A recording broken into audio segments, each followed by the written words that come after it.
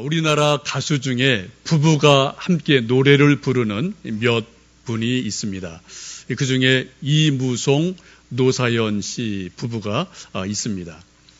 가끔 텔레비전에 나와서 보면은 노사연 씨, 그러면 사연이 없는 사람이죠. 노사연.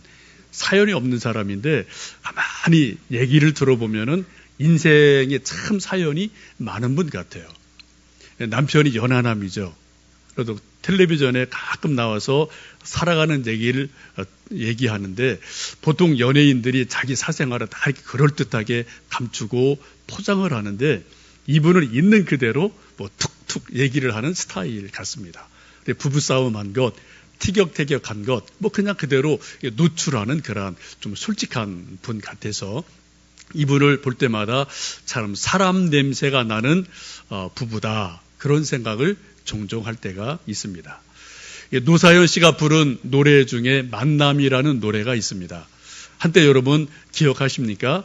시내버스를 타도 해변을 가도 시내를 가도 한동안은 이 만남이라는 노래가 쫙 퍼졌던 그러한 한때가 있어서 소위 국민가요 반열에 들어가는 노래가 되기도 했습니다. 만남이라는 노래의 첫 가사가 그런 거죠. 우리 만남은 우연이 아니야. 우리 만남은 바람이었어. 하면서 그 만남이 우연이 아니고 바람이었다. 소망이었다. 조금 신앙적인 의미를 좀 뒤에 살짝 까는 것 같은데 하나님의 인도하심이었다. 이런 의미를 그 노래 중에 고백하고 있는 만남이라는 노래가 있습니다. 우리 모든 사람들은 한평생을 살면서 이러한 저러한 만남을 가지고 살아갑니다. 성경에도 보면 수많은 사람들이 만남을 통해서 인생이 변화되는 것들을 잘 말씀하고 있습니다. 오늘 함께 읽으신 사도행전 10장의 말씀은 사도 베드로와 고넬료라는 사람의 독특한 만남을 소개하고 있습니다. 일반적으로 만남하면은 좀 뭔가 비슷한 데가 있어야지 만날 수가 있지 않습니까? 나이가 비슷하든지, 고향이 비슷하든지, 취미가 비슷하든지, 아니면 직장이 비슷하든지, 뭔가 공통점이 있어야지 만날 가능성이 아주 많은데, 베드로와 고넬료는 공통점이 거의 없는 사람입니다. 베드로는 유대인입니다. 어부 출신의 예수님의 제자입니다. 지금 당시에는 초대교회의 지도자입니다. 고넬료는 로마 사람입니다. 지금 총독을 보호하기 위해서 로마에서 발령을 받아서 지금 유대에 와서 피지배 민족인 유대인들을 감독하고 그들을 감시하는 역할이 고넬료의 역할이에요. 지금 전혀 다른 상황 속에 있습니다. 고넬료를 우리식으로 말한다면은 뭐 일제 식민지 치하에서 일본 고등 형사 아니면 헌병 장교 이런 사람으로 보시면 좋을 것 같습니다. 그런 사람과 우리나라의 어떤 종교 지도자가 서로 친구가 된다, 서로 만난다 이런 것은 상상할 수 없는 전혀 다른 상황, 전혀 다른 처지에 있는 두 사람이 오늘 성경 말씀을 보시면은 극적으로 만나고 하나님의 영광을 드러내는 귀한 일들을 만들어 가고 있습니다. 그래서 우리가 이 사도행전 10장을 읽을 때마다 하나님이 하시는 일이 참 놀랍다. 사람 생각으로는 도저히 만날 수 없는 극과 극의 사람인데 이 극과 극의 사람도 하나님 안에서 만남이 가능하구나. 하나님의 일을 만들어 가는구나. 엄청 놀라운 일들, 영감을 우리에게 주시는 놀라운 만남이 베드로와 고넬료의 만남입니다. 베드로는 제가 여러 번 몇 주 설교를 해서 여러분 뭐 대략 베드로에 대해서는 아십니다. 앞으로 몇 번 더 말씀을 드리고 그 다음에 다른 주제로 또 말씀을 드리겠습니다. 지금 베드로 제가 거의 한 달 반 정도 말씀을 드리는데 그만큼 베드로가 중요하다는 말씀입니다. 우리 신앙의 한 모델로 또 성경 속에서 우리에게 주시는 메시지가 교훈이 너무나 많기 때문에 베드로에 대해서 아무리 우리가 연구하고 읽고 묵상을 해도 다 알 수 없을 만큼 깊은 분이라는 것을 여러분 기억하시면 좋겠습니다. 요즘 금요 기도회 때 베드로 전서에 대해서 말씀하고 있고 또 이제 그 조금 더 있으면 베드로 후서에 대해서 말씀하는데 여러분 베드로가 그만큼 중요해요. 베드로 전서 후서 짧은 서신입니다. 근데 그 깊이는 엄청나게 깊은 그런 깊이를 가지고 있는 서신서인 것을 여러분 보실 수가 있을 겁니다. 오늘 본문에 보면은 고넬료라는 사람을 이렇게 소개를 합니다. 1절, 2절 말씀 같이 읽습니다. 가이사랴에 고넬료라 하는 사람이 있으니 이달리아 부데라 하는 군대의 백부장이라. 그가 경건하여 온 집안과 더불어 하나님을 경외하며 백성을 많이 구제하고 하나님께 항상 기도하더니. 지금 성경은 고넬료라는 사람을 설명하기를 이달리아 부대의 백부장이다 라고 말씀합니다. 지금 이 사람이 근무하고 있는 곳은 가이사랴라는 곳입니다. 총독부가 있는 곳입니다. 이 가이사랴에서 총독을 보호하고 민심을 살피고 여론을 정탐을 하고 혹시 반란이 일어나면은 반란을 진압하는 그러한 사명을 가지고 본국에서 파송되어진 고급 장교라고 성경은 말씀합니다. 근데 놀라운 것은 이러한 고넬료가 하나님을 온 집안과 더불어 경외했다고 말씀해요. 또 있는 힘을 다해서 사람들의 많이 구제했다고 말합니다. 또 하나님께 늘 기도했다고 말씀합니다. 이분이 언제부터 하나님을 믿었는지 우리는 정확히 알 수 없지만 어쨌든 언제 누군가로부터 하나님을 소개받게 되고 하나님을 잘 믿는 믿음의 사람인 것을 성경은 분명히 말씀하고 있습니다. 우리가 사람을 우리는 겉으로 외모로 판단할 때가 많은데 이 말씀 보시면은 외모로 판단할 것이 아니라는 것을 다시 한번 생각하게 됩니다. 여러분 믿음이 좋다는 게 무엇입니까? 신앙이 좋다는 게 뭘까요? 오늘 고넬료 보면은 세 가지를 보시면 됩니다. 온 집안과 더불어 하나님을 경외했다. 가정 예배를 잘 드렸고 주일마다 드려지는 예배를 잘 드렸다라고 말씀합니다. 예배를 잘 드리는 것이 믿음 좋은 것의 가장 첫 번째 표식이에요. 그렇죠? 두 번째는 뭔가요? 늘 하나님께 기도했다라고 말씀합니다. 기도를 열심히 기도하는 게 믿음 좋은 고백이고 표현입니다. 또 힘이 되는 대로 하나님 주신 능력 안에서 물질이든 말이든 이웃 사람들을 구제하고 도와줬다라고 성경은 말씀합니다. 믿음 좋은 것이 세 가지로 말씀이 되어 예배를 잘 드렸다. 기도를 열심히 했다. 자기 할 수 있는 능력 안에서 남들을 돕고 구제하는 일을 꾸준히 했다. 이 세 가지가 믿음 좋은 것의 표현입니다. 여러분 삼각형을 보시면은 세 꼭지점이 있습니다. 세 변이 있습니다. 최소한의 꼭지점과 최소한의 선, 변으로 하나의 모양새, 꼴을 만들어내는 것이 삼각형이에요. 뭐 정삼각형이든 뭐 직삼각형이든 하여튼 여러 가지 모양이 나름대로 나오죠. 우리 신앙도 마찬가지입니다. 저는 저대로, 여러분대로, 여러분 나름대로의 신앙의 꼴이 있어요. 믿음 생활의 형태가 있습니다. 신앙생활의 스타일이 있습니다.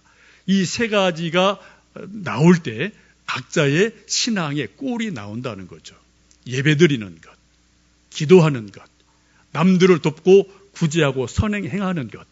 이 세 가지가 어떻게 되어지느냐, 여기에 따라서 저는 저대로, 여러분은 여러분대로 신앙의 형태가 꼴이 형성이 되어지는 것을 기억하시면 좋겠습니다. 여러분 세 가지를 꼭 기억하셔야 돼요. 예배, 기도, 구제와 선교. 이 세 가지는 우리 신앙생활의 3대 기본적인 핵심 요소입니다. 이 셋 중에 하나도 빠져서는 절대로 안 돼요. 중요한 세 가지를 지금 고넬료는 섬기고 하고 있습니다. 하루는 고넬료가 오후 3시쯤 되어서 기도를 하고 있는데 하나님의 천사가, 하나님의 사자가 환상 중에 밝은 빛 가운데 고넬료에게 나타나셔서 귀중한 말씀을 들려주고 계십니다. 우리 3절에서 5절 말씀을 함께 읽습니다. 하루는 제9시쯤 되어 환상 중에 밝기 봄에 하나님의 사자가 들어와 이르되 고넬료야 하니 고넬료가 주목하여 보고 두려워 이르되 주여 무슨 일이니까? 천사가 이르되 내 기도와 구제가 하나님 앞에 상달되어 기억하신 바가 되었으니 내가 지금 사람을 요빠에 보내어 베드로라는 시몬을 정하라. 아멘. 지금 오후 3시쯤 되어서 고넬료가 열심히 기도하고 있는데 밝은 환상이 고넬료에게 보이면서 하나님께서 천사를 보내서 특별한 환상을 보여주고 계시고 말씀을 들려주고 계십니다. 무슨 말씀입니까?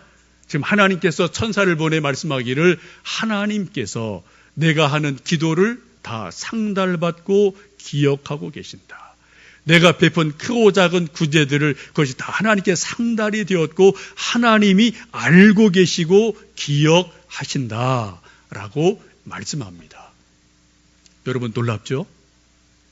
우리는 기도가 그냥 눈 감고 그냥 말을 그냥 공중에 뿌리는 것, 혼자 중얼중얼하는 것, 혼자 생각하는 것 이렇게 생각할 때가 많아요. 오늘 성경은 말씀하기를 목소리가 크든 적든 오래 하든 짧게 하든 그 모든 기도가 하나님께 상달되었다. 하나님이 기억하신다. 라고 말씀합니다.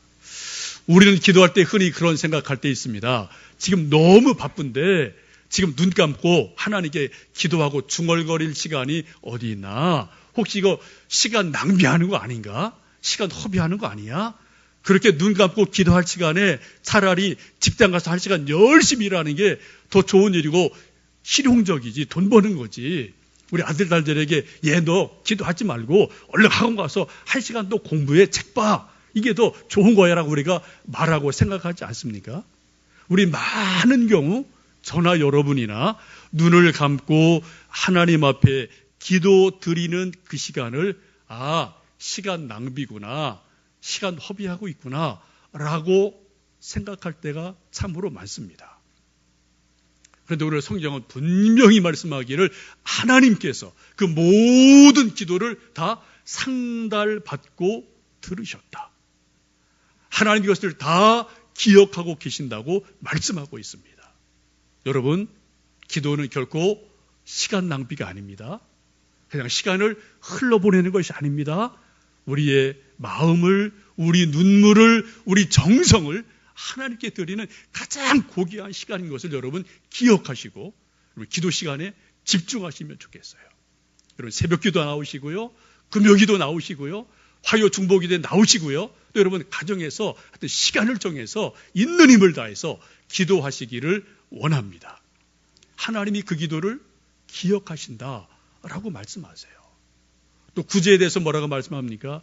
우리는 흔히 구제할 때 내 주머니에 있는 돈을 누구한테 좀 주고 밥 사주고 커피 사주고 불쌍한 사람 조금 형편되는 대로 나누어줄 때가 가끔 있는데 그때 우리 생각에 뭐라고 생각합니까? 우리 스스로 속으로 생각하기를 내가 피땀 흘려 번 돈을 괜히 저 사람한테 주는구나. 괜히 길손한테 주는구나.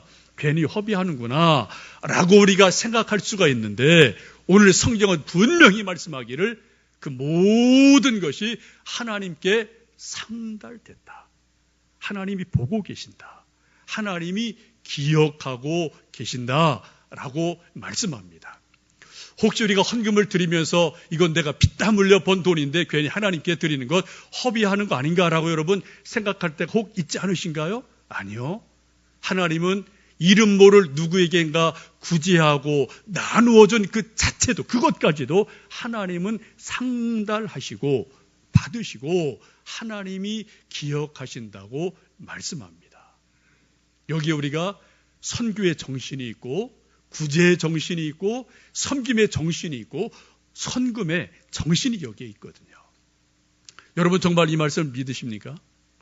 내가 드리는 기도 하나님께 다 상달되고 하나님이 기억하신다. 내가 드리는 헌금 하나님께 다 상달되고 하나님이 기억하신다. 내가 누군가에게 이름 없이 빚도 없이 건네주는 한 푼 두 푼의 어떤 구제 도와주는 것, 혹은 커피 한 잔 사주고 밥 한 번 사주고 또 격려해준 그것을 하나님께서는 허투루 보지 않으시고 기억하신다. 하나님의 상급으로 보신다. 여러분 정말 이거 믿으십니까?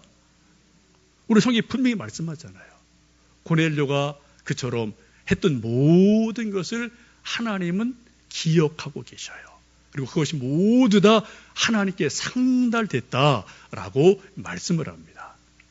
여러분이 기도하실 때, 제가 기도할 때 이를 하나님께서 고넬료에게 나타나셔서 이 말씀 들려주신 것처럼 너의 구제가, 너의 기도가, 너의 헌신이 하나님께 다 상달되고 하나님이 일일이 다 기억하신다. 그런 음성을 듣는, 그런 환상을 보는 은혜가 있기를 주님의 이름으로 축복합니다. 적어도 여러분 한번 우리가 일생 동안 한 번 정도는 이러한 체험을 해야 되지 않을까요? 기도 중에 내가 하는 이 모든 것들 하나님이 아시는구나, 하나님이 받으시는구나, 기억하고 계시는구나, 이런 것들이 분명하게 우리가 하나님 주시는 것으로 확증되어진다면 우리 믿음 생활이 훨씬 새로운 차원으로 되지 않을까 싶습니다. 전도서 11장 1절 말씀 보시면은 내 떡을 물 위에 던지라. 그리하면 여러 날 후에 도로 건지리라 라는 말씀이 있어요. 물 위에 떡을 던지면은 나중에 누가 먹을지 몰라요. 누군가한테 필요한 사람이 있다는 거죠. 그것을 누군가가 떡을 먹고 그 사람이 기도하겠죠. 하나님, 누군지 몰라도 제가 누군가 나누어준 떡덩이, 강가에 흘러준 떡덩이 제가 건져서 먹습니다. 이 떡을 강에 흘러보낸 그 사람을 하나님 축복해 주십시오. 여러분, 가장 좋은 중보 기도 중에 하나는 거지들이 하는 기도입니다. 배부리 사람이 하는 기도도 좋지만 성경을 쭉 보시든지 여러 간증을 보시면은 정말 가난한 사람이 힘들고 어려웠을 때 누군가의 도움을 받고 그게 너무 감사해서 하나님, 이 사람 축복해 주세요. 내게 도움 준 이 사람 정말 하나님 복 주세요. 거지가 가난한 사람이 눈물로 기도할 때 그 기도 하나님이 기뻐 받으시는 줄로 믿습니다. 우리가 구제할 때 하나님의 사랑이 흘러가거든요. 하나님의 은혜가 흘러가거든요. 그래서 또 자연스럽게 전도가 되어지는 일들이 있지 않겠습니까? 이처럼 하나님 앞에 구제하고 기도했던 고넬료를 기억하신 하나님께서 고넬료에게 복을 주시기 위해서 환상 중에 특별한 말씀을 하세요. 요바로 사람을 보내서 베드로를 청해서 말씀을 들어라 라고 말씀을 하고 있습니다. 오늘 함께 읽으신 말씀 가운데 특별하게 집중해서 보실 말씀은 환상이라는 단어입니다. 3절에도 고넬료가 기도할 때 환상 중에 라는 말씀이 있죠. 10절에 보시면은 베드로가 정오에 기도하다가 황홀한 중에도 환상 중에라는 말과 같은 의미입니다. 17절, 19절에도 환상 중에라는 말씀이 반복돼서 나오고 있습니다. 환상이라는 말은 헬라어로 엑스타시스를 말하는데 황홀경을 말합니다. 하나님이 특별하게 보여주시는 어떠한 생각, 하나님이 보여주시는 특별한 어떤 비전, 어떤 그림, 어떤 무엇, 이런 것들을 성경은 환상이라고 말씀을 합니다. 성경에는 환상을 환상 중에 혹은 이상 중에 혹은 비몽 사몽 간에 다양하게 번역을 하고 다양하게 표현을 하고 있어요. 그런데 의미는 똑같은 겁니다. 환상 중에 그러한 말씀입니다. 에스겔서 11장 24절에 이렇게 말씀합니다. 주의 영이 나를 들어 하나님의 영의 환상 중에 데리고 갈대아에 있는 사로잡힌 자 중에 이르시더니 내가 본 환상이 나를 떠나 올라간지라. 지금 에스겔이 포로로 잡혀가 있죠. 그때 하나님의 성령께서 에스겔을 환상 가운데로 이끄셔서 하나님이 하실 일들을 여러 번 보여주시는 일들이 에스겔서에 기록이 되어 있습니다. 에스겔 고백을 보면은 주의 영이, 하나님의 영이 환상 중에 나를 어디론가 데리고 가셨다. 어디론가 무엇을 나에게 보여주셨다라고 라고 말씀하고 있습니다. 우리 인간은 영, 혼, 육의 존재예요. 우리 몸을 통해서 아는 것이 맞습니다. 지금 여러분 더우십니까? 추우십니까? 에어컨 때문에 춥기도 하고 덥기도 하고 우리 몸으로 느끼는 인지하는 게 있거든요. 느낌이 있거든요. 우리 지성으로 생각으로 알고 깨닫는 게 있거든요. 우리 인간이 아는 것은 그것보다 훨씬 더 깊게 영적으로 알고 깨닫는 것이 있음을 성경은 분명히 말씀합니다. 환상이 뭡니까? 하나님의 성령께서 우리 감각기관이나 지성보다 더 깊은 영 속에 하나님의 영으로 직접 다이렉트리 뭔가를 알려주시는 그 무엇, 어떤 뜻, 어떤 비전, 어떤 그림 이런 것들이 바로 환상이다라고 보시면 좋겠습니다. 성경을 보시면 하나님이 사람들에게 환상을 보여주실 때 대개 5가지 중에 하나입니다. 첫 번째는 하나님의 뜻을 특별하게 보여주시고 사역을 맡기실 때, 사명을 주고 부르실 때 환상 중에 부르실 때가 있습니다. 이사야 부를 때도 숯불을 입에 대시면서 환상 중에 부르신 일이 있죠. 혹은 국가의 장래를 보여주실 때, 혹은 세상의 종말에 되어질 일들을 보여주실 때 환상을 보여주시곤 합니다. 다니엘서를 보면 이런 일들이 아주 많이 소개가 되어져 있죠. 혹은 진리를 혹은 교훈을 가르쳐 주실 때 우리 사람 생각으로 도저히 알 수 없기 때문에 영적인 것으로 직접 깊은 것을 가르쳐 주실 때가 있어요. 마지막 5번째는 기도에 응답하실 때 가끔 환상으로 응답하신 일들이 있습니다. 지금 고넬료 경우는 5번째예요. 깊이 기도한 가운데 하나님 말씀하기를 너의 구제와 기도가 다 하나님께 상달되었다. 하나님이 기억하신다. 고넬료 너에게 복 주기를 원하신다. 라고 말씀하시면서 요바로 사람을 보내서 베드로 통해서 말씀을 들어라. 라고 환상 가운데 베드로를 만나라고 말씀을 하고 계십니다. 이제 고넬료가 이 말씀을 듣고 자기 부하 몇 사람을 요바로 베드로에게 보내게 됩니다. 근데 놀라운 것은 그 다음 날 요바에 있던 베드로에게도 비슷한 환상이 기도 중에 임하게 됩니다. 그 다음 날 베드로가 12시 되어 점심때쯤 되어서 기도하고 있을 때 하나님께서 큰 보자기를 하늘로부터 내려 보내주시는데 그 속에 4발 가진 짐승, 많은 새들이 아주 가득 찬 보자기를 보내주시면서 이것을 잡아먹어라 라고 말씀합니다. 그때 시점이 점심시간대입니다. 지금 막 베드로가 배고플 때예요. 출출할 때예요. 하나님이 큰 보자기를, 음식 보자기를 내려주시는데 보니까 도저히 먹을 수 없는 것들이죠. 부정한 것들이죠. 이것이 3번이나 반복이 돼요. 근데 궁금해합니다. 우리식으로 쉽게 말씀드리면은 하나님께서 큰 보자기를 하늘에서 지금 점심시간에 기도하는 베드로 앞에 내려 보여주시는데 족발이 가득한 그런 보자기를 내려 보내주시는 거거든요. 우리 같으면 할렐루야 하고 맛있게 뜯어 먹으면 되는데 지금 베드로는 유대인이기 때문에 먹을 수가 없어요. 주님 저는 이 부정한 것을 먹을 수 없습니다 라고 3번이나 하나님은 먹어라 저는 못 먹습니다. 반복해서 환상이 계속해서 이어집니다. 이것을 보고 베드로가 고민이 생기죠. 분명히 뭔가 뜻이 있을 터인데 이 뜻이 뭘까? 고민하고 있을 때 마침 문을 두드리면서 고넬료가 보낸 사람들이 요바로 와서 베드로를 만나서 고넬료가 이리저리에서 우리가 왔습니다. 함께 가십시다. 청해서 고넬료 집에 가게 되는 것이 사도행전 10장의 말씀입니다. 고넬료 집에 가봤더니 고넬료가 온 가족을 불러놓고 하나님 말씀 들을 준비를 하고 있습니다. 베드로가 담대히 말씀을 전합니다. 예수님이 십자가에 달려 돌아가셨다.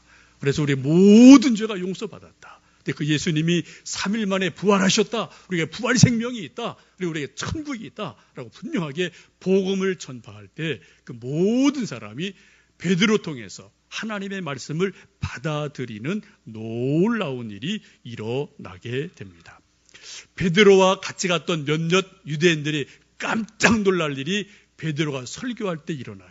그 말씀이 44절에 있는 말씀입니다. 우리 44절, 45절 말씀을 함께 읽습니다. 베드로가 이 말을 할 때 성령이 말씀 듣는 모든 사람에게 내려오시니 베드로와 함께 온 할례 받은 신자들이 이방인들에게도 성령 부어주심으로 말미암아 놀라니. 지금 베드로가 열심히 설교할 때 무슨 일이 일어났다고요? 하늘로부터 베드로 설교를 듣는 모든 고넬료의 가족들에게 성령님이 임하는 것을 모든 사람이 보고 알게 됩니다. 엄청난 일이 일어나죠? 여러분, 우리 모두는 성령 충만하기를 저도 사모하고 여러분도 사모하십니다. 성경을 쭉 보시면 성령님이 우리 인간에게 특별하게 임하실 때가 종종 있어요. 성령님은 무소부재한 분입니다. 언제나 늘 우리와 함께 계셔요. 특별하게 우리 인간들에게 성령님의 강림하심, 성령님의 역사하심이 나타날 때가 있습니다. 크게 세 가지 경우입니다. 첫 번째, 우리가 성경 말씀을 하나님의 말씀으로 알고 경건하게 읽을 때, 성경 말씀을 읽을 때, 그때 성령님이 말씀과 더불어 우리에게 임하십니다. 깨달음을 주십니다. 은혜를 주셔요. 성경 여러분 열심히 읽으셔야 돼요. 두 번째 언제요? 기도할 때. 오순절 마가 다락방에 기도할 때 성령님이 강력하게 임하셨죠. 기도할 때 성령님 임하셔요. 세 번째 언제요? 설교 말씀을 들을 때. 설교 말씀을 들을 때 성령님이 말씀과 더불어서 강림하시는 역사가 일어나게 됩니다. 여러분, 일주일에 한 번 오셔서 주일 설교 들으실 때 여러분 그냥 앉아있다 가시는 시간 절대 아닙니다. 이 시간은 하나님이 부족하지만 저를 통해서 저에게, 여러분 모두에게 하나님의 말씀을 선포하시는 시간이에요. 이 말씀을 하나님의 말씀으로 귀 기울여 정성껏 믿음으로 들으실 때 성령께서 말씀 듣는 여러분에게, 말씀을 선포하는 저에게 성령께서 강림하신다고요. 여러분 믿으십니까? 우리가 꼭 오살리 기도원 가서 금식기도 안 해도 성령님이 우리에게 임하셔요. 세 가지입니다. 성경을 경건하게 진심으로 성경 읽을 때, 묵상할 때, 진심으로 뜨겁게 기도할 때, 하나님의 말씀을 귀 기울여 설교 말씀을 들을 때, 그때 성령님이 강림을 하셔요. 지금 베드로가 하나님 말씀을 강론하고 설교할 때 고넬료 온 집의 사람들에게 성령님이 임하셨다. 그들이 방언을 하고 하나님을 높여드리는 놀라운 일이 일어나게 됩니다. 여러분, 저를 위해서 기도해 주실 때 제가 부족함이 많지만 제가 설교를 준비할 때, 설교를 하나님 말씀으로 선포할 때 말씀을 선포하는 저에게나 듣는 여러분 모두에게 오늘 이 말씀처럼 말씀이 선포되고 말씀을 들을 그때 성령님이 말씀 가운데서 강림하시고 성령님이 역사하는 놀라운 은혜가 있도록 저를 위해서, 우리 예배를 위해서, 여러분 스스로 해서 기도해 주시기를 주님의 이름으로 간절히 부탁을 드립니다. 여러분, 우리 인생 모두는 뭔가 더 나은 미래를 원하고 더 나은 삶을 원하고 더 복된 삶을 살기를 저도 원하고 여러분도 원합니다. 우리 자녀들도 역시 그런 꿈들이 있죠. 여러분, 그 새로운 삶, 더 나은 삶이 언제 가능할까요? 오늘 말씀을 보시면 놀라운 하나님의 비밀이 있습니다. 고넬료처럼 진심으로 하나님께 예배를 드리고 할 수 있는 만큼 구제를 하고 할 수 있는 만큼 열심히 뜨겁게 기도할 때 하나님이 우리를 기억해 주시면 우리 인생이 바뀌어집니다. 특별히 기도할 때 여러분, 기도할 때 고넬료에게, 베드로에게 환상을 주셨어요. 여러분, 기도는 일반적으로 눈을 감고 합니다. 세상 안 본다는 겁니다. 사람 안 본다는 거예요. 내 앞에 있는 어떤 현실 문제 일단 내 눈으로 안 보는 게 기도하는 거예요. 눈 감고 누구 봅니까? 하나님 보는 거죠. 그죠? 하나님, 제가 이런 어려움이 있습니다. 이런 또 고난이 있습니다. 도와주십시오. 하나님에게 눈을 감고 세상 안 보고 하나님 보는 시간이 기도 시간이에요. 그런데 하나님이 놀랍게 역사합니다. 가끔 어느 경우에는 기도하는 그 시간 저에게, 여러분에게, 고넬료에게, 베드로에게 환상을 주셔요. 하나님의 생각을 심어주세요. 하나님의 꿈을 심어주세요. 하나님의 비전을 주십니다. 하나님의 하실 일들을 우리에게 깨우쳐 주실 때가 있거든요. 여러분, 기도가 그래서 놀라운 거예요. 기도는 내 생각은 정지되어지고 현실은 보이지 아니하고 하나님이 보이는 시간이에요. 하나님의 생각이 이 연약한 육체인 인간 속에 부어지는 시간이 기도 시간입니다. 그때 뭔가 분명하게 하나님이 내게 이런 환상을 주시는구나, 내게 이런 뜻을 주시는구나, 내게 이런 비전이 있으시구나 하고 기도 중에 확신이 되어지면 우리가 눈을 뜨고 우리가 나가서 그대로 일하면 됩니다. 그대로 우리가 뭔가를 시도하는 겁니다. 한번 트라이 하는 거예요. 그때 하나님의 역사가 일어나게 돼요. 근데 많은 경우, 저나 여러분이나 많은 사람이 우리가 어떤 우리 인간 한계를 벗지 못하는 게 뭡니까? 눈 감고 기도할 때는 다 될 것 같아요. 그렇죠? 다 될 것 같아요. 근데 눈 뜨고 어떻게 합니까? 기도한 대로 안 하거든요. 기도한 대로 안 움직이거든요. 그죠? 기도는 기도, 현실은 현실. 그래서 그냥 눈 감고 기도할 때는 다 될 것 같아요. 하나님의 영이 임하신 것 같아요. 근데 눈 뜨면은 아이고 이게 뭐 너무 어려워 보이니까 이게 그냥 탁 포기해버리고 시도 자체를 안 하거든요.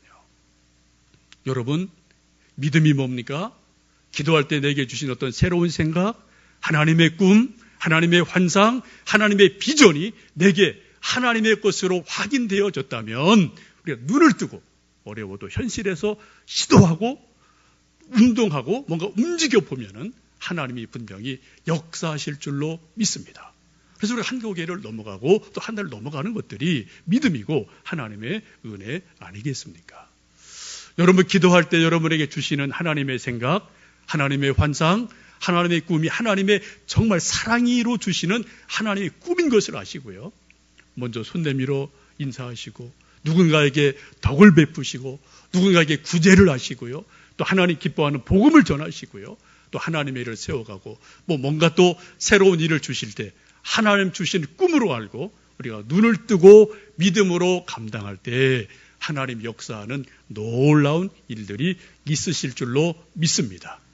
이런 놀라운 역사가 기도 중에 환상 중에 눈을 뜨고 순종하는 중에 고넬료처럼 베드로처럼 우리 모두에게 임하시는 은혜가 있기를 주님의 이름으로 축복합니다.